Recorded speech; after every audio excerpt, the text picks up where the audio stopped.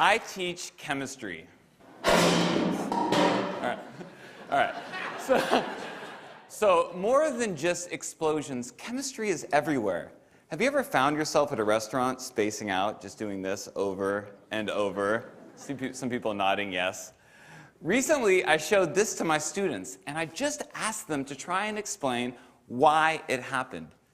The questions and conversations that followed were fascinating. Check out this video that Maddie from my Period 3 class sent me that evening. Hey, ready?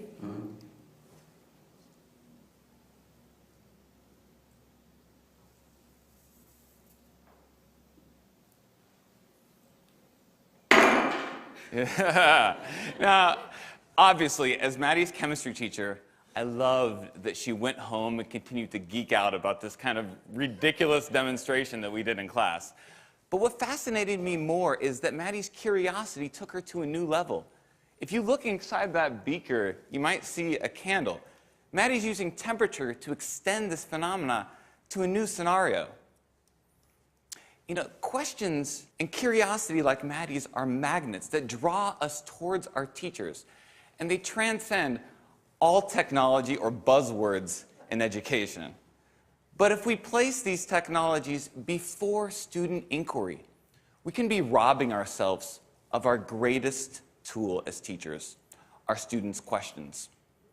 For example, flipping a boring lecture from the classroom to the screen of a mobile device might save instructional time, but if it is the focus of our students' experience, it's the same dehumanizing chatter just wrapped up in fancy clothing.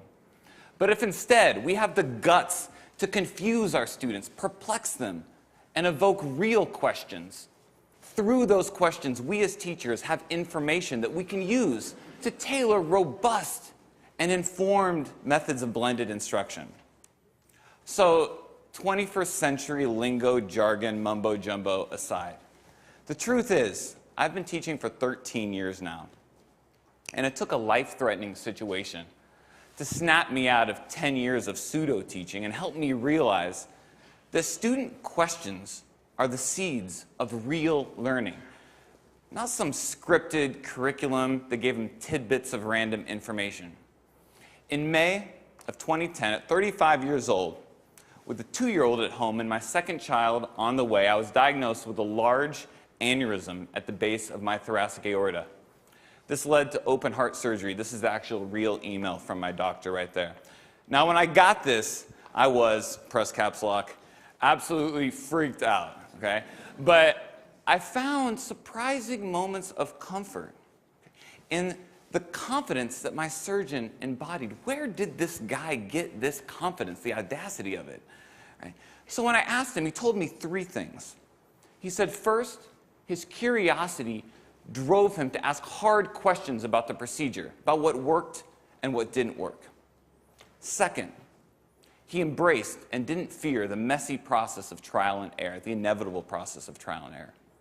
And third, through intense reflection, he gathered the information that he needed to design and revise the procedure, and then with a steady hand, he saved my life.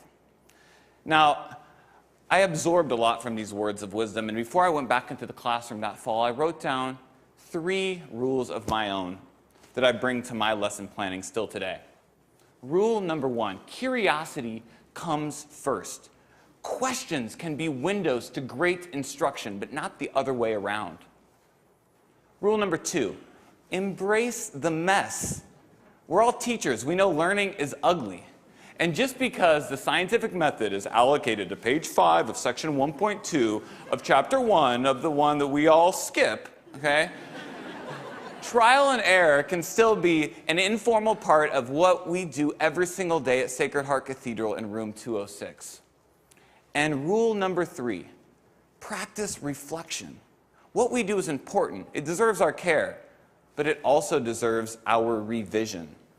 Can we be the surgeons of our classrooms? As if what we are doing one day will save lives. Our students are worth it. And each case is different. All right, sorry. Chemistry teacher and me just needed to get that out of my system before we move on.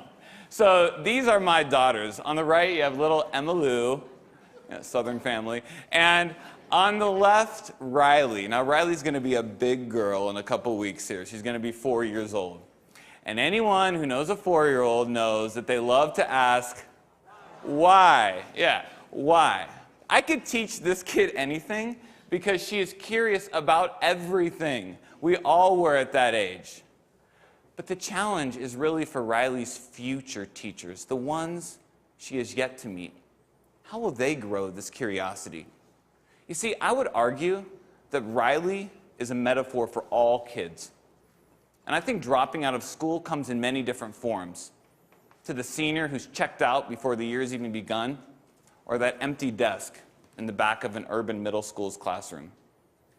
But if we as educators leave behind this simple role as disseminators of content and embrace a new paradigm as cultivators of curiosity and inquiry, we just might bring a little bit more meaning to their school day and spark their imagination. Thank you very much.